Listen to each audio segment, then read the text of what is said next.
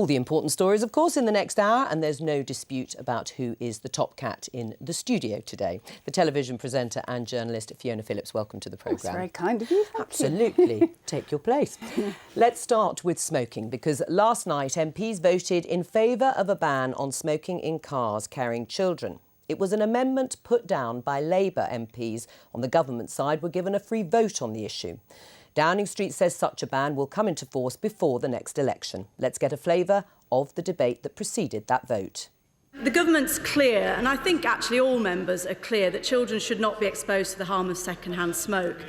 Second-hand smoke can be particularly harmful to young children. We know that young people have very little choice about being in places where they're exposed to smoke in many cases. I just wonder how she envisages it might be enforced. Are we going to have smoking police weaving in and out of the traffic and looking in car windows? But there must be a serious answer to this. How could it be enforced? If we know, beyond doubt, that passive smoking in an enclosed space can do serious harm to a person's health, and that hundreds of thousands of children are being subjected to this in a car every single week, and if we know from experience of similar laws passed in this country and other countries that legislation can have a major impact in changing behaviour and improving public health, should we act and do something, or do we stand by and do nothing?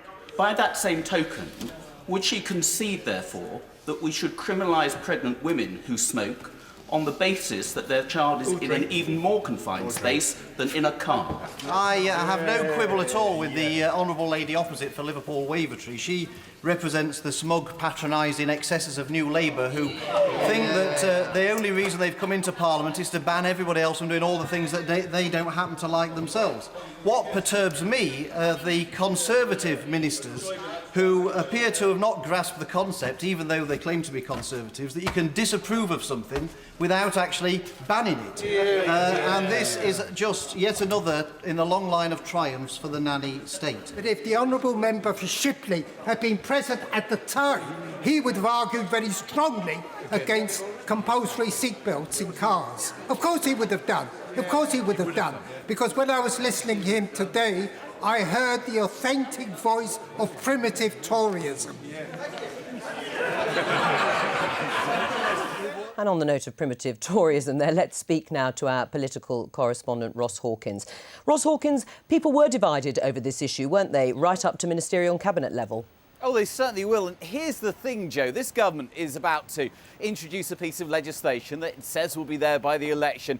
That's the sort of thing that affects real people's lives, that's understood, that will stick in the memory, that could even change a little bit of the national behavioural culture. And yet large swathes of the government didn't want to do it at all. Nick Clegg didn't vote, but he was against this. He could only persuade 4 of his MPs to vote against. Various other cabinet ministers were against this.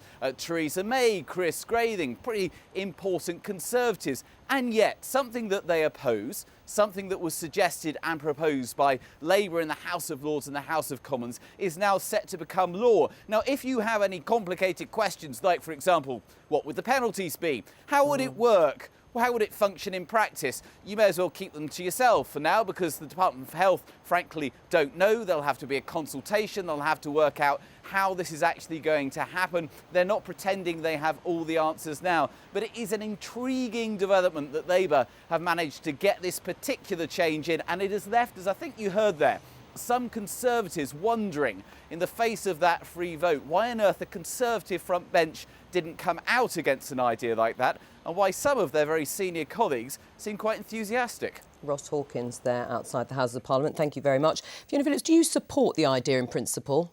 In principle, but yeah, you can be against it without wishing for a ban. And I just think about, you don't start going inside people's cars. You're talking here to someone who was driven around in a white Ford Anglia. I thought the roofs of everyone's car you for that. was yellow because my father smoked constantly in the car. The roof was always lovely nicotine browny yellow colour. I smoked from the age of 11. I gave up about 14 years ago. But you didn't have a choice, did you? I mean, the point is here, is the government saying, all right, we may be intruding a little bit on your lives, but we would have saved you from having all that passive smoking? But how far do you go, though? You start going into people's homes, saying people with children at home can't smoke, pregnant women. I mean, that's a direct hit into a fetus taking nicotine in and smoking. That's when I gave up smoking, by the way. How do you enforce it? How much more are traffic police supposed to do than what they're doing already? They're not enforcing the mobile phone law very much already. They're not enforcing the speeding law, from what I've seen, very much already either. So how is it going to be enforced? I think it's unrealistic. Well, it's going to be interesting to see how it unfolds over the next few months, what penalties and what fines there will be, maybe along similar lines to mobile phones. But they did manage to ban it in pubs, didn't they? Well, and people never ever thought that would happen. And now, if you go into a pub, I think most people would think, gosh, I can't remember the days when people used to be able to smoke. But they're public places. You know, we can't smoke in the workplace now. Public places, fine, but you can't start going into people's homes, people's cars and telling them what they should do. I mean, you know, what about alcohol at home and children? Alcohol is far more damaging, actually, than cigarette smoking is. And because of, sorry, Joe, because of the education we've had about smoking, I mean, education always works. Only 20% of the population smoke now. So educating these people who have a fag with a carload of kids in the back, that educate them, don't ban them. Do you think it is the nanny state then? Do you agree with those Tories who stand up and say this really is the nanny state in operation and Conservatives are aligning themselves with it? I never knowingly agree with the Tory, Joe, I have to say, but yeah, I agree.